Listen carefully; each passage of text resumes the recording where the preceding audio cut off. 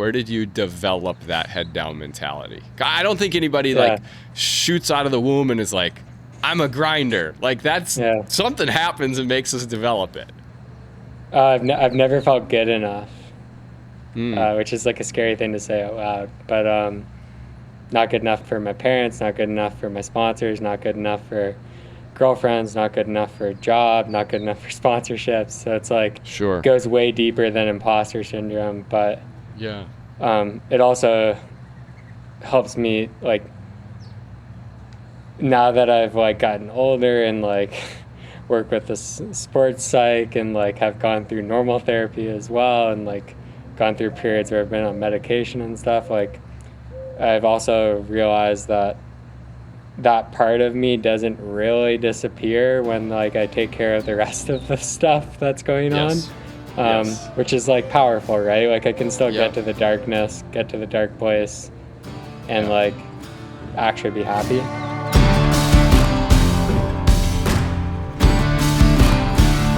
What's going on, everybody? My name is JP, and I want to welcome you into the Stable Cyclist podcast, where we talk about bikes, life experiences. When the occasion arises, we will deep dive into mental health. Now, today is a very special episode. It's also a little bit different. And the primary discipline of the person that I am interviewing today is trail running. And I wanted to introduce you to Reid Burrows, but this interview is a little different.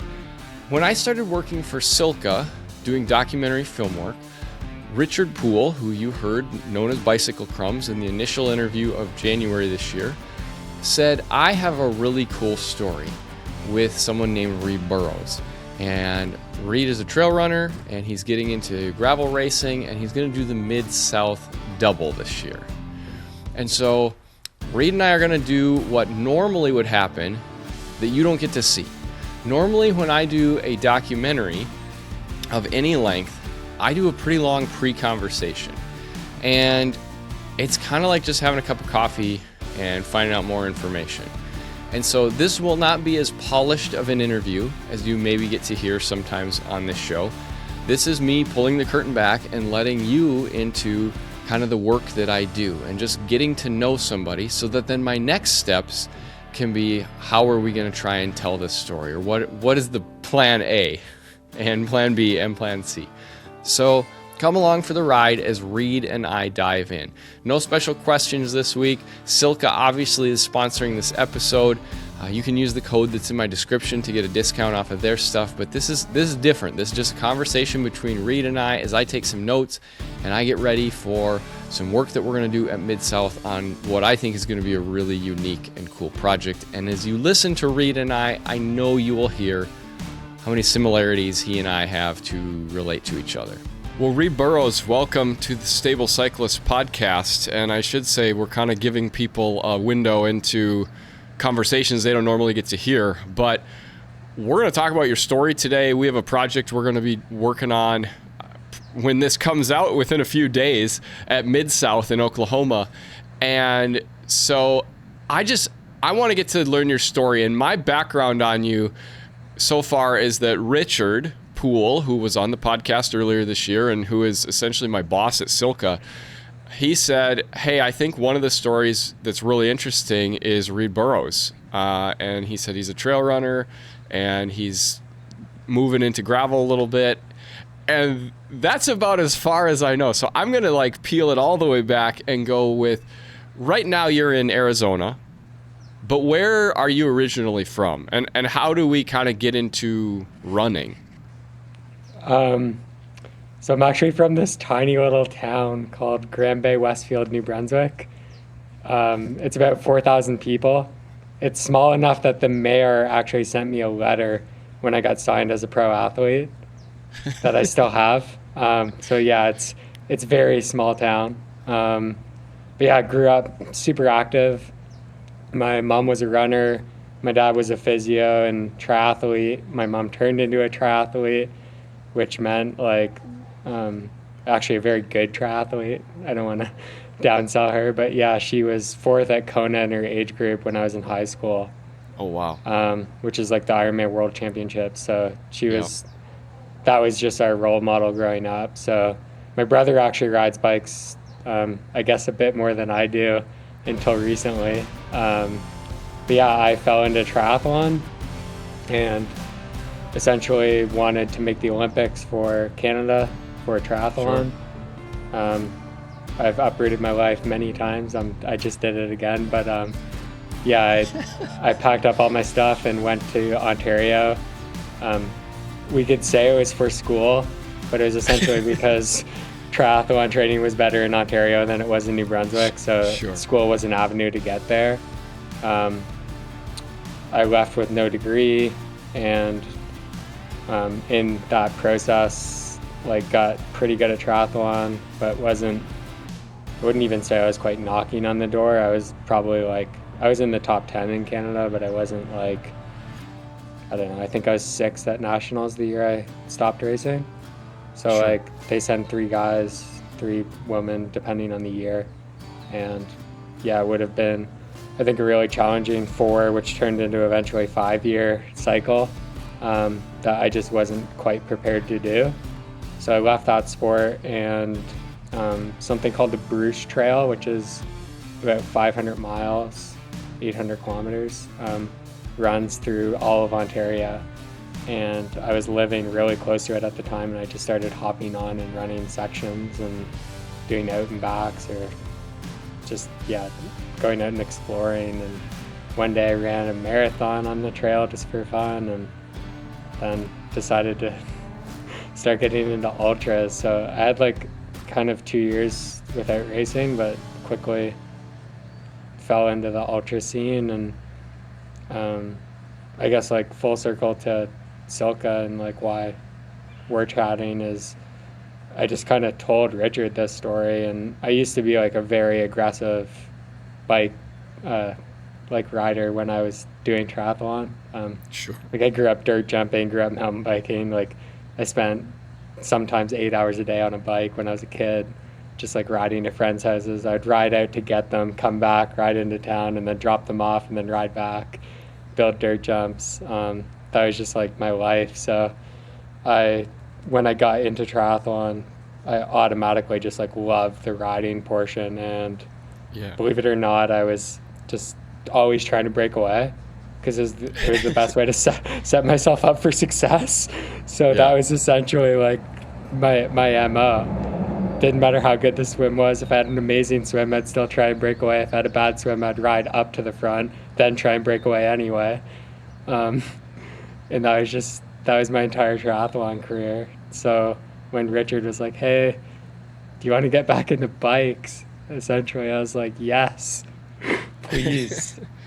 I've missed it, right? Going out and spinning on my bike just doesn't do anything for me. But hammering down in Patagonia a couple weeks ago is it's one of the coolest things I've ever done, right? Yeah. As you were starting to, I'm going to keep going back to stuff as you talk. Okay. As you were getting into ultra, or just trail running in general, you said, I ran a marathon and eventually I got into racing. Were you looking at times and I think I can compete, or was it just the need to I want to go see what I can do here? I'm driven by curiosity. Okay. So that's why this Mid-South thing's so interesting to me. That's why riding my bike with down in Patagonia, I come up with these concepts, and Mid-South, someone already came up with the concept for me. But essentially, I like going out and exploring. I'm never going to go do something I'm sure it's hard. I'm thinking of the crossover. There's something called Javelina, which is also in the desert, and it's 20-mile loops, and you do 5 of them to do a 100-miler. That doesn't really excite me, right? Doing the same loop 5 times.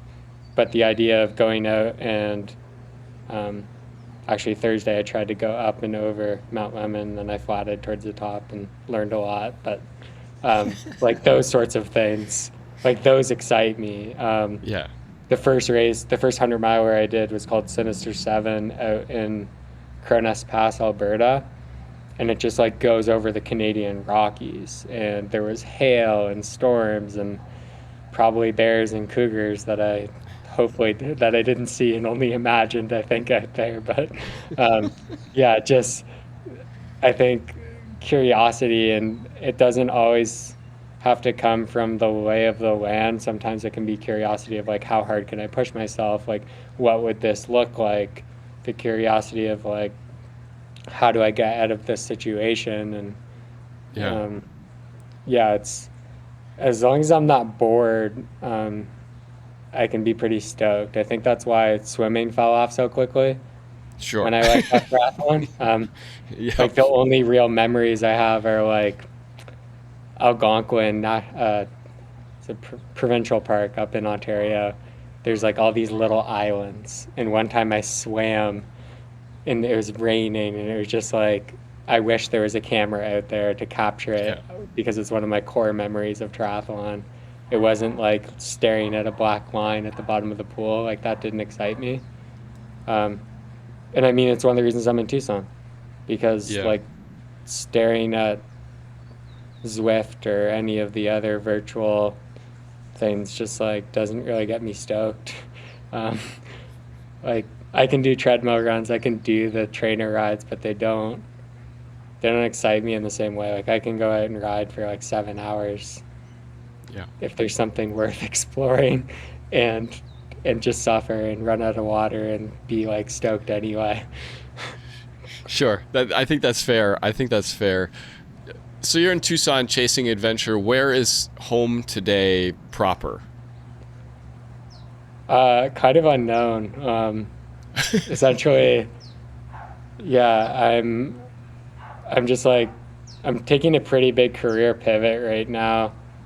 I'm not going to be re-signing with my main sponsor, which um, like for in the running world, and that was my own decision. But it's very scary, but also like super exciting. So my stuff is actually with me in Tucson. I Okay. could end up back in Colorado. I could end up anywhere, really, in the world. I don't know. But rather than like keeping a lease, I decided to just like bring my stuff with me. Yeah. How you said this is scary. This is a stepping off point, essentially. This is something I talk about a lot with my guests because the core audience that listens to this show is kind of in that like 30 or 25 to 55, and there's a lot of like career uncertainty, and I think it's really relevant whether we're in sport or not, of like how do those decisions get made and how confident or not confident were you to make those decisions. So how did that pivot come about? Uh, I learned kind of between triathlon and trail and like ultra running to trust my gut. Just like between bad jobs, bad relationships, I just like I started to go against my intuition. Every time I did that, things went poorly, and every time I trusted my gut, Sure. things went right. So there have been Yeah. like sponsorship things on the table before that I've said no to that were very lucrative. There were just most recently, it just like I decided to move on from like yeah my shoe sponsor because it just like didn't feel right anymore. And it's not to say that the last like 3.5 years weren't great. They have been, but it was just like okay, this is not where I see myself being. Like I don't want to be in the same spot in 3 years. Yeah. Is probably the best way of looking at it. And I think the longer you stay in the bad relationship, bad job, bad career, bad anything, it's just like the harder it is to get out. And I think like a lot of times we live our lives with regret, and I really don't have too many regrets. Sure. Like trusting my gut and continuing to bet on myself, I just feel like is gonna shape my life into the way I want it to be. Like Yeah. I created this life. Like it wasn't my parents, it wasn't my coaches, it wasn't my sponsors. It's been me, and they've all of those things have shaped me and helped me along the way. But Yeah. um, like I've like gone after what I've wanted, especially the last few years. And I think like people don't fully realize how much work it is sometimes. And I think, Yes. right, like I'm basically like in the gravel space, I'm like, I've been a privateer, but on the running side Yeah. for like 3.5 years, right? Like I was working with like a deodorant brand last year, right? Like Yeah. Yeah. it's not just like I'm like getting as creative as I possibly can. I was paying a photographer out of my own pocket, and it wasn't like Yeah. sponsors covering it because I saw value in it. Yes. Um, he was one of the first people I called after decided not to re-sign with my sponsor because I was like, hey, like we're gonna have to take a little break for a bit, but Yeah. just yeah, I understand. Like I'm always seeing the bigger picture, but also just understanding that at the end of the day, like Silka wants to sell more chain wax, Merrill wants to sell more shoes, right? Like, Yeah. you know what I mean? And if you're not helping them do that, or there just becomes like a point where it just like doesn't make sense for either of you, I think you just have to move on. And it doesn't always like I've heard this term when people get divorced, right? Like, whereas like, oh, we had a really good 20 years. Like if it's a really amicable divorce, like it was a really successful, like I've heard it a few times, like not a Yep. lot, but Yep. yeah, it was a really successful 20 years. We built, like we had kids, like we built this beautiful thing together, and it's just like, it's just not working anymore. It doesn't mean those 20 years are wasted, Yeah. right? Like Yeah. I created a shoe with Merrill. Like that Yeah. doesn't just like go away because I'm not re-signing with them. 100%. Yeah. I often tell, I've spent 20 years coaching high schoolers, right?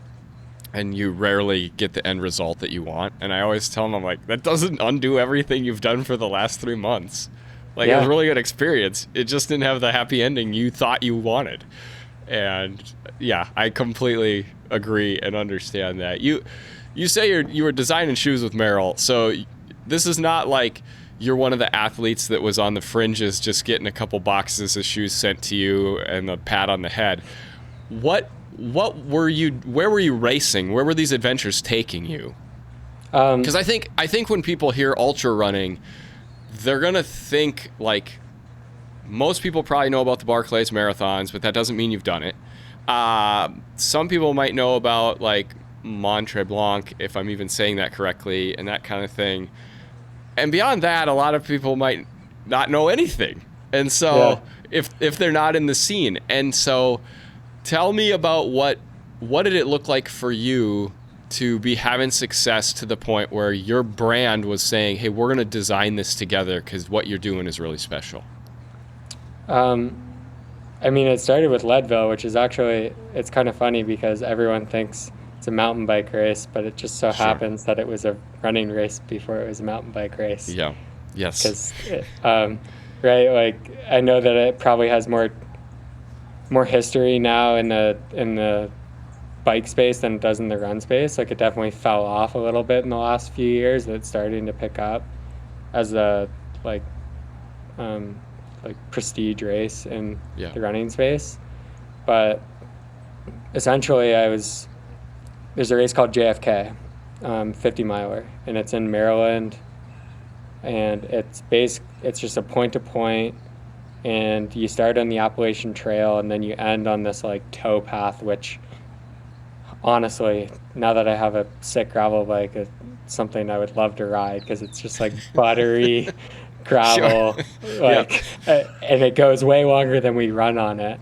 But essentially, a lot of the top men and women do shoe changes. So they switch from a trail shoe over to a carbon plated road shoe. And I reached out to Merrill actually before I was with them officially as like a pro athlete. I was just an ambassador on like the Canadian side, getting like, travel races paid for and stuff, and like enough gear to sink a ship, or at least fill my car. And I was just like, look, like people are wasting 2 minutes sometimes changing shoes here. Like let's come out with a shoe that just makes it so you're not that much slower in the Appalachian Trail, the way the like propulsion from the plate goes and the foam, and let's like go out there and like save 2 minutes when we get to I think it's called Waverton Cliffs. It's like 15 miles in. And basically that was like 3.5 years ago. And this shoe just developed from like, hey, this is going to be the perfect thing for this scenario, to, hey, I think I could win Leadville in this shoe. Hey, I think I could go do Trans Gran Canaria, which is like a race that goes up and over the like Gran Canaria island. Yeah. In like off the coast of Morocco. And yeah, so I had so much buy-in in this shoe project that I started wearing it for everything. And then that meant the feedback was more and more valuable. And 2 years ago, it was supposed to come out, and they decided to put their brakes on it because of like cost of materials and like trying to make it so it like made sense from a like consumer standpoint. And it's going to come out in August, and they were trying to change it last minute in July, and I was pushing back really hard on not changing it, and it's coming out exactly how I helped design it, which is just like super cool and super validating. So yeah, like the product development team and just like that has probably been like the coolest part of my entire career. Like photo shoots, like racing, it's all fun, but like when you get to create something and when someone values your feedback so much that they're actually like implementing it into not only this shoe project, but like, I mean, if we want, we can get, I won't get like way too detailed, but essentially like, everyone has been in a shoe that has bouncy foam, right? Yeah. Yep. So an insole, you can get insoles now that are made of the same bouncy foam, like like sock liners or inserts or insoles, however you want to describe it. And essentially, I convinced them to make sure that was in other shoes that have now gone to market, because it's just like, it doubles the cost of the sock liner, but all of a sudden you can make like a shoe that's maybe not quite as high performance or really high performance shoe by spending $1 instead of 70 cents or 50 cents. It's like, it's a pretty marginal difference, but it does really eat into those margins, and it's a publicly traded company, and you have to push back pretty hard to like make stuff like that happen. Yeah. Because it does cut into profit, and at the end of the day, we're all like, companies are trying to make money, right? Yeah, for sure. What are, you said Leadville, Trans Gran Canaria, the JFK race. Where else are you racing here? I mean, Leadville's been my main focus the last few years, so I've done like a decent amount up there. That race, I would guess that race is similar to the cycling race, where if you want to win it, you got to pretty much commit to that race and living there. Is that same for running? Yeah, and it hasn't worked out super well for me, but I'm not done with it. Like the finish line coordinates are actually like tattooed on my hands. Yeah, I'm not done, but yeah, I promise. That's what those are. Right on. So, yeah, go ahead. Yeah, so basically, when I'm Canadian, and when I applied for my like initial visa, I wrote down a couple of races, Western States being one of them, and Leadville being the other one. And the qualification process for Western States is just like pretty insane. So I was like, I want to tackle Leadville first. It's like one of the few races I'd heard of when I was like first getting into the sport, which is what drew me to it. And if you've ever been to Leadville, it's just like, it's a pretty cool place. It's pretty rugged in the winter. But yeah, it's just like, it's a different way of life. You're not like Ubering your food to your house because there's nowhere to go to get it. Sure. And like our Safeway is not really stocked, and you have to like drive over a mountain pass to go get groceries if you want like produce that isn't perished already. So it's just like, there's a lot of things like that. But it's super sunny because you're at 10,000 feet. Yeah. Like there is some like and you get to like go out there and do your own thing, which to me was like really valuable for a period of my life. And I think like now I'm searching for community more, which is maybe why I'm so intrigued by the bike world. It's like, Yeah.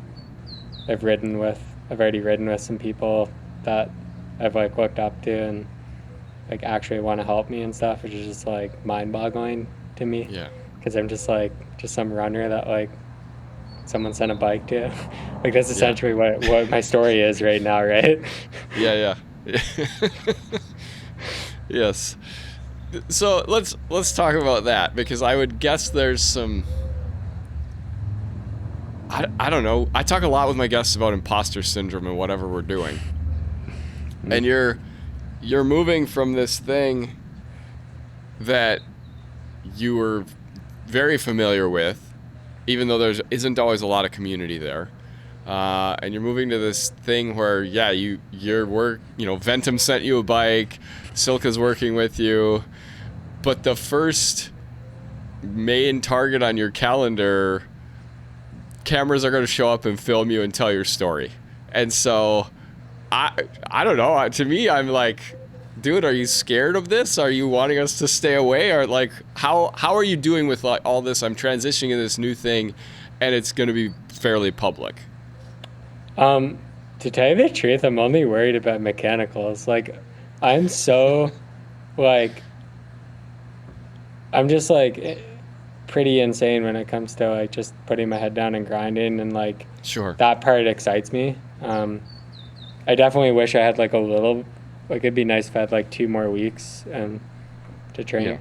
Yeah. Like now that I feel pretty comfortable on the bike now, but there's just like a few more. Yeah, it'd be nice to do a few more harder sessions, but ultimately things feel good. And I think like the only way the story is interesting is if you shove cameras in my face on day one, right? Like I think it's slightly less interesting if it's like, oh, Reid took this massive pivot and he's finding success over here. It's like, well, we actually don't know. Like Ventum doesn't know, I don't know, you don't know, Silka doesn't know, Richard doesn't know. I actually just got a text from my agent this morning that like I'm getting some shoes and kit for the race too, and like they don't know, but they're still sending me stuff, right? So it's like, you know what I mean? Like it's a gamble on all of us, but at the same time, like the cool thing about a gamble is that we also don't know what could happen. Yeah. And that's just as exciting to me, whether there's a camera in my face or not. Yeah.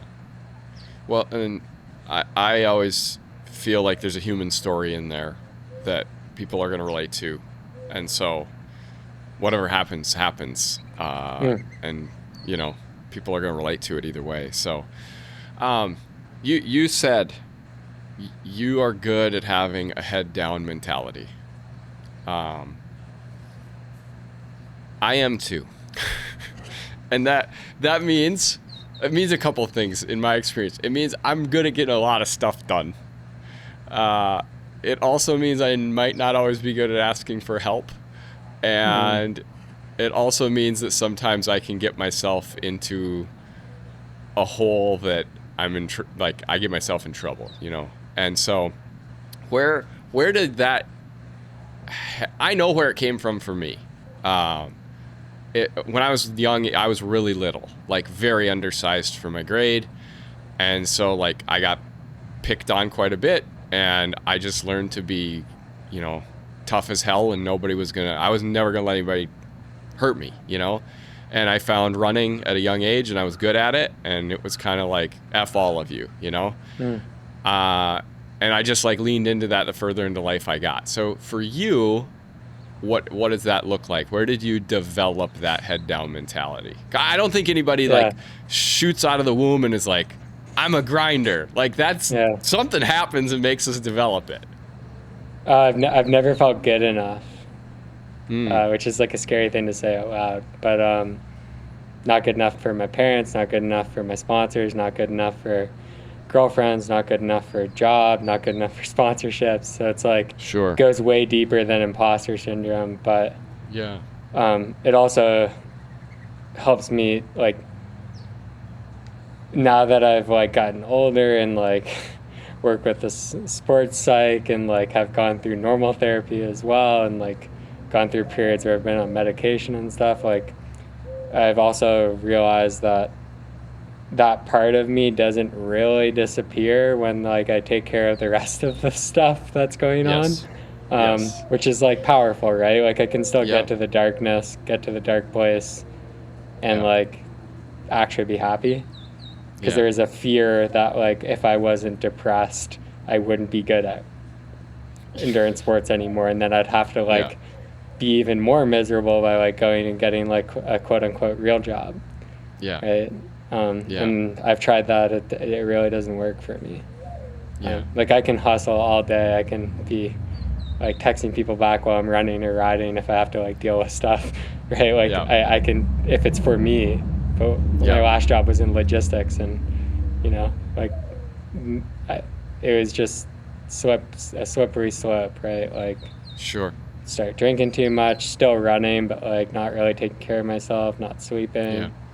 and then like in this cycle, and then like end up dating like worse people, Yes. because like you don't think you deserve it, and then you end up training harder, but then you're also drinking and not sleeping, and somehow my body, like, I I do gotta thank my parents for the genes they've given me, because the resilience I have is absolutely Yeah. insane. Like I got Yeah. up to like 140 miles a week when I was like going through one of those periods of running. Yeah. Um, and it was just like, yeah, when you're running that much, your body doesn't break because you're just hanging on by a thread, but somehow you can like, I don't know, keep the demons at bay. Yeah. Yeah. In those times, I talk a lot about with people about how did you get help in those times. And I know, like for me, and I talk about this all the time. I have bipolar disorder. The greatest fear I ever had in my life, and still have ever had, was what if I ask for help? What's going to happen? And the fear of losing what I had, and the fear of losing relationships, and the fear of what are people going to say. So I know that it's like a huge issue, and I know that even today I still, when I have real low points, I still struggle with asking for help. I'm really good at faking, like that's what's great about being resilient and being a grinder is you can just like life goes on and everybody around you is looking at you, and then like 3 months down the road you're like, yeah, I was suicidal during that time, and they're like, what?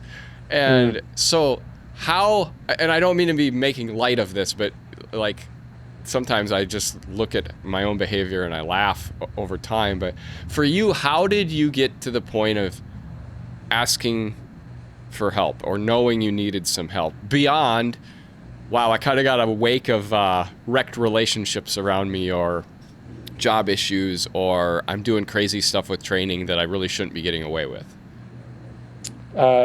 I just had some moments that weren't myself the first real time that happened.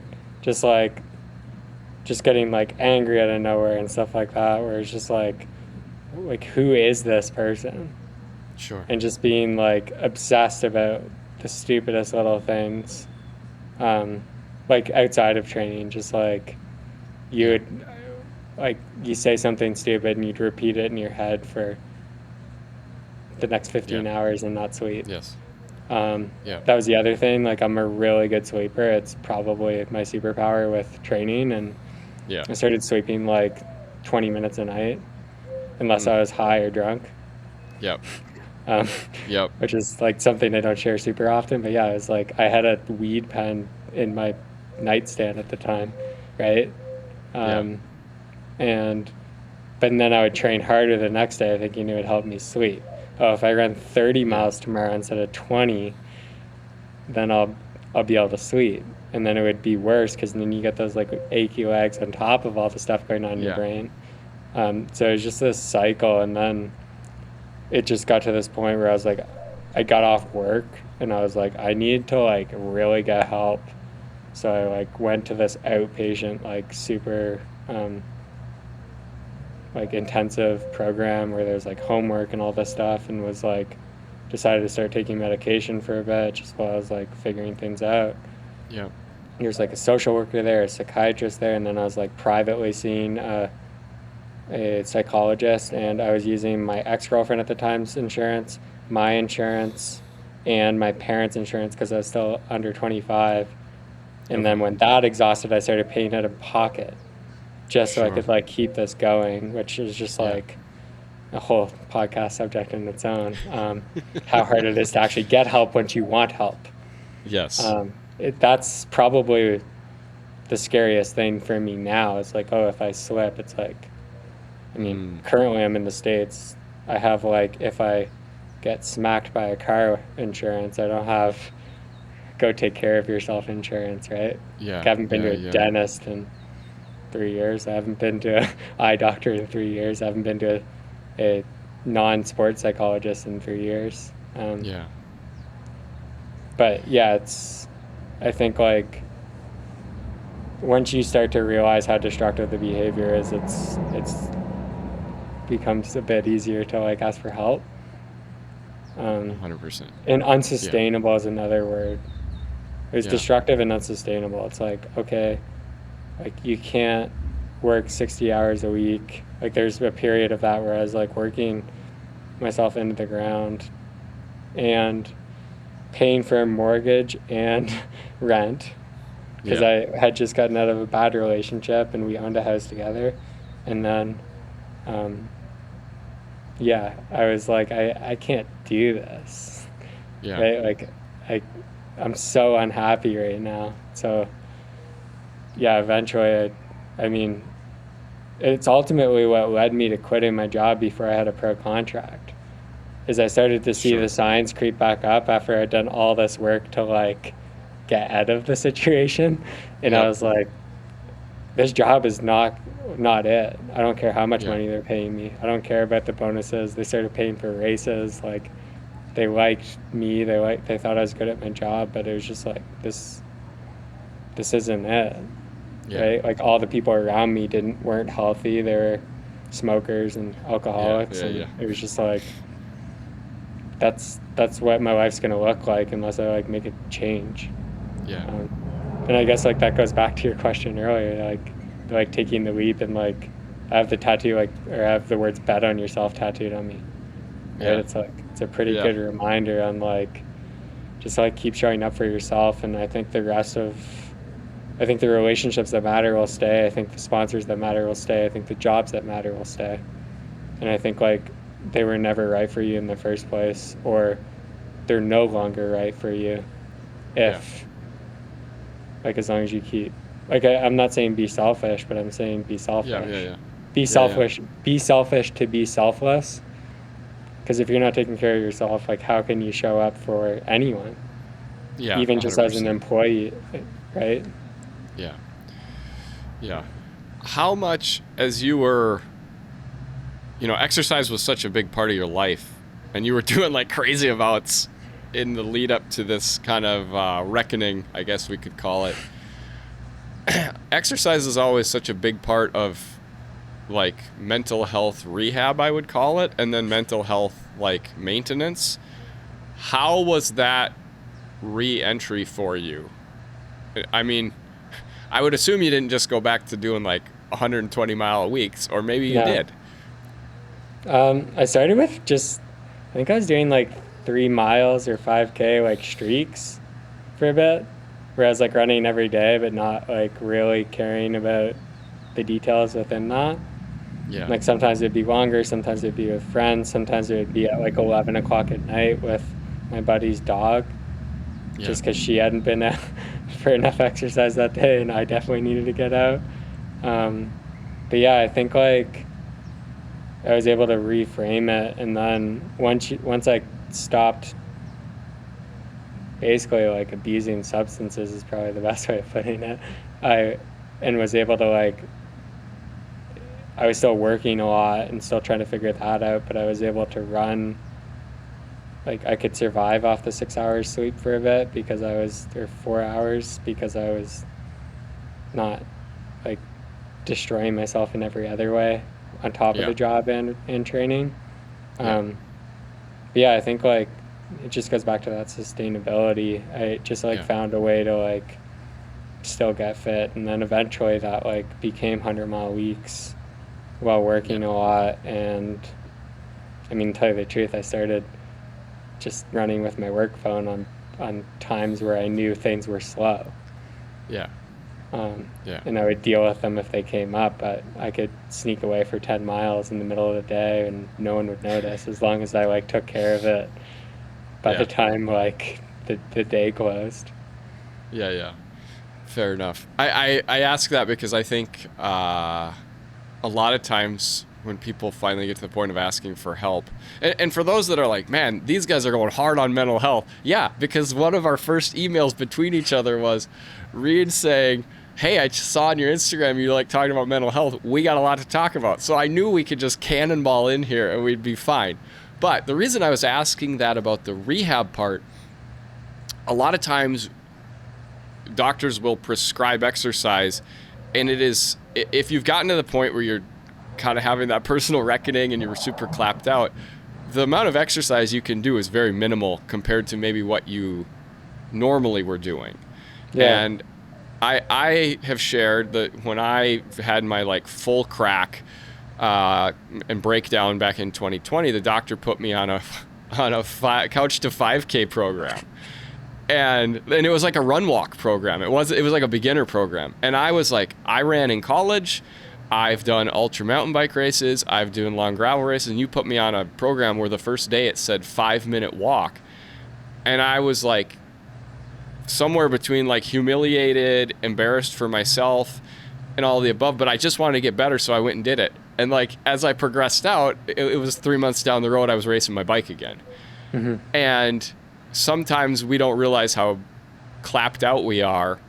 And so I just love having guests share when they've had the experience of like, yeah, I went from 140 miles a week to 3 miles a day, which for a lot of people might seem like 3 miles is a lot, but for those of us that are runners, that's like, we're just getting out the door. So yeah, I think that, Crying to do it, crying while yes, doing it, crying after it, but knowing, I hate to say this because it's like become so cliche in this space, but like knowing is the only way of staying alive. Like, yes, like running actually yes, saved my life. It's not like some like click or like headline. no, It's like no, if I broke at any point during that like probably about year period, yeah, I would not be here, yeah, which is like 100%. crazy to say. And now I have a very different relationship with running. I like to ride my bike. I could go, when I was doing like I don't know which period it was, but like lifting weights has always helped me because like Yeah, masculinity is one of the things that like affects my mental health, and like sure, feeling strong yeah, makes me feel more masculine, which makes yeah, me feel happier. Uh, sure. right? And it's real stupid. Same thing, same reason I have a beard. I'm gonna trim it up a bit, but 95% of the listening audience just nodded their head along with and like, oh no, you're good, man. yeah. Like it's hard, right? Because it's like, yeah, it's Yeah. not like toxic masculinity, which I don't fully understand, but it's just like like sometimes I just want to feel like Yes. capable is probably the best Yes. word. Maybe Yep. masculine's the wrong word. Capable, and lifting weights makes me feel capable. Yeah. 100%. I understand that. So let's talk about why the Mid-South double. And I guess first, probably, in case people don't know, explain what the Mid-South double is. And then how did this get on your radar?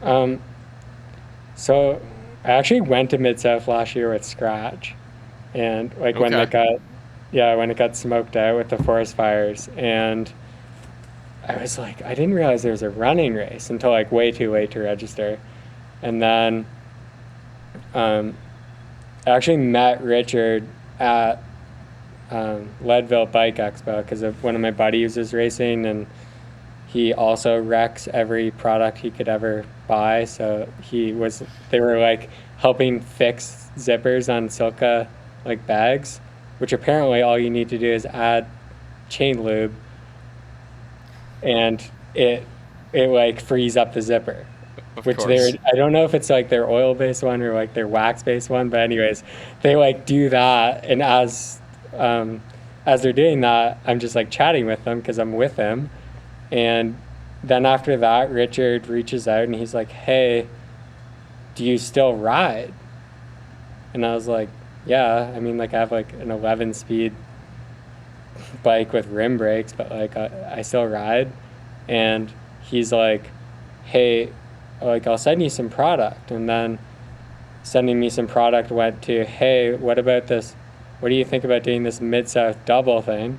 I was like, "I have a cyclocross bike. I no longer have a gravel bike, and if I'm starting with pros, I need something that's like capable of ripping and like Sure. preferably with power." And Yeah. then he connected me with Ventum, and just like all these stars started to align. As I'm starting to have these conversations with Richard, I have the same I have the meeting with Meryl it's just like, oh, there's no way I'm going to move forward with this. Um, which is just like, yeah, all of these things align, because then there's like, okay, there's no brand pressure to do like a super specific race in this, like as my season opener. Yeah. Like I just have all this freedom to do whatever I want basically. And it's just, to me, it's just super exciting because it's like 50K run into a 100-mile bike. They're both super fast. Um, they're, I mean, half of the distance I've been training for the last year. Sorry, or time wise, they're about Sure. half of the combined time of what I've been training for. So it feels super manageable. Um, and it's just a super cool way to start my season. Like I'm still doing Yeah. 100K 8 days later, but like running, because it's like technically still my job. But Yeah. Yeah. um, yeah, it's just like what I guess like there was a stoke around it the second read that email, Yeah. and then he told me about you, and I was just like, oh, now I'm even more sold, right? Yeah. Because initially it was like, oh, like I think maybe we're gonna have someone doing documentary and stuff, and I was like, okay, that sounds cool. And then it was like once that started to feel more confirmed, it was like, okay, this is sick, right? It's like Yeah. a brand that, like, I come from the triathlon world, and it's just like not a space where Silka sees a lot of value yet, or Yeah. maybe Yeah. ever. And so it's like I got all these, like, my parents use their stuff, like my brother uses their stuff. It's like it's just a super cool, and then you get to know the people, and you're like, oh, all their products are great, all their people are great, and like everyone around me is jealous that I get to work with this cool brand too. So it's like, Yeah. yeah, it is as cool as it looks on the internet, which I think is like kind of cool. Um, Yes. and then like I would say Mid South's the same thing, right? Like Bobby's super cool. I know Yeah. like last year was really unfortunate, but just like in general, the stuff that he's done, and like seeing, I still was in Stillwater, like eating food, going to coffee shops, like getting to see, like at the expo, getting to meet the people, whether the race happened or not, you understood what he's built there. Yeah. And for me, um, it's the same reason I raced uh, like pretty low key 50 miler in Prescott this fall. It's like the idea of supporting grassroots events as a professional athlete is just like super valuable to me. And I think like as cool as Leadville has been for me, I think I've lost part of the love, and it felt like checking some boxes. And I'm not checking any boxes going to Mid South, right? Sure. Like Sure. I'm gonna be super stoked the entire time, regardless of what happens. Like if I run super fast, I'm gonna be stoked. If I bike super fast, I'm gonna be stoked. If I somehow run and bike super fast, I'm gonna be stoked. If like it's catastrophic, I think I'm still gonna be stoked. Yeah. And I Yeah. think like Yeah. that's a pretty good litmus test on like what I should do. Um, Yeah. like I think um, before I even like started to plan out this year, I kind of sat down and just was like, what, like I wasn't talking to anyone. I was just like, what like gets me fired up? What is gonna keep this career sustainable? I just applied for my green card, so it's like what's gonna keep me going for the next decade was kind of like one of the reasons I wanted to sit down and really reflect. Yep. Because it's like, again, it's like the photographer. It was my own money, not sponsor money. Sure. I mean, Yeah, yeah. indirectly, I guess it's their money, but you know what I mean? It was like, Yeah, yeah. this is my own investment, and Yep. I just want, like, I want to know that I'm making like a smart decision by like committing to another 10 years down here. Yeah, absolutely. Absolutely. Well, we usually close things with a bevy of random fire questions. And although this is like a pre-interview more than a regular podcast, I'm still going to ask you a couple of them. Okay. Just because they help us like slide back into a little bit of lighter content. So sometimes, as we did today, we can cannonball pretty heavy. But my first question, you go on a lot of adventures, and I would guess when you're on these adventures, sometimes you're going to run out of fuel. Do you have a favorite place? Do you like to? Are you? Is stopping at a gas station in your like groupings of things, whether on the bike or running, that you'd be willing to do if you really got into a pinch? Yeah, I actually planned a gas station stop on last Thursday. Lime cucumber Gatorade when you're down here, and a Snickers bar, which are like definitely my go-tos right now. Those are your go-tos. Okay. Yeah, those would be in line with some of the top answers over the last year of people. So that's fantastic. Okay. I think I've seen on Instagram, do you wear headphones and listen to music while you're out doing these epic trainings? Yeah, I've definitely been doing it a bit more lately. But I'd say like it is such a mashup of stuff. It's never podcasts unless there's like something I haven't finished on the drive over that I need to finish. Sure. Because I have ADHD and wouldn't be able to like live with myself if I had 10 minutes left on a podcast before I started a ride. But I'd say like Blink-182 Sure.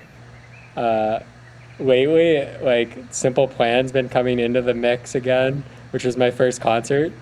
Just like through the algorithm of the Blink-182.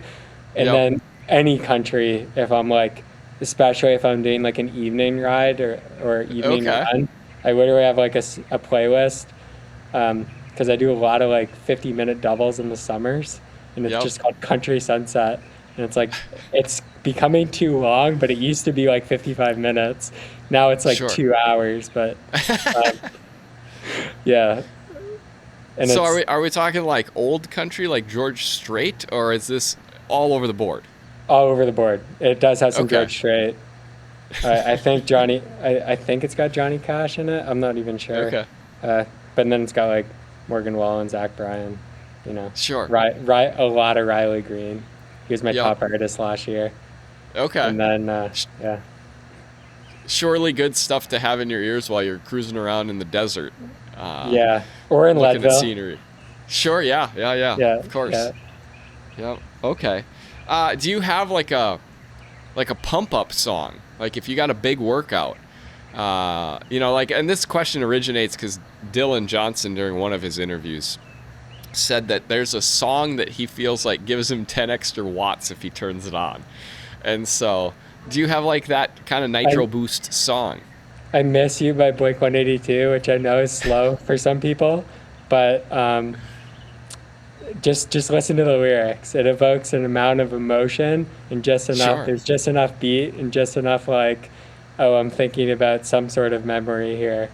That I like to feel a little sad out there when I'm training super hard. If I'm like I'm definitely stoked to be out there, but like when I'm looking for those 10 extra watts, if I can feel a little like deep into the cave a little bit, you know. I understand, man. Yeah. Right? Like, why did we go through all that darkness just to not be able to use it? Yeah, 100%. Yeah, I'll often I'll often, if my wife asks me how the ride went, I'll rate it by like whether I cried about some past thought I was working through, and I cried twice today. That was a good ride. So Yeah. I get it. Okay. I don't know what the start line of an ultra race is like. I've honestly never been at one. Is there like a... So we kind of joke that in gravel, and you'll surely experience this at Mid-South, that there's like a underground mafia that makes a set list or a playlist for the start line of all these races, and it's more or less the same songs. Is this common in the ultra world too? Oh, it is like the worst, like 2000s, like pop. And you're just like, where did this come from? Like, I don't want to listen to Dark Horse by Katy Perry right now. Although that was on my Trans Gran Canaria playlist because I felt like no one knew me in Europe, and then I didn't have a good day, but it was ready to go. It was queued up. Sure. Yeah.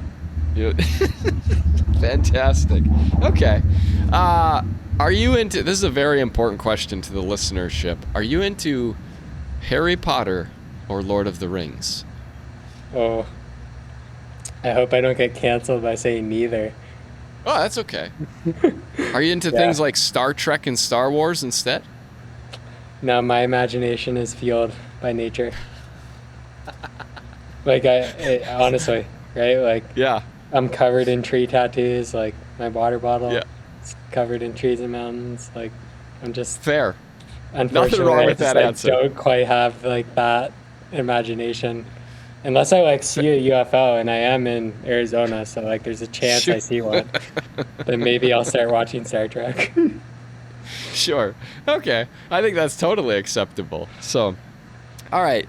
We've talked a lot about Silka. You got your Silka shirt on.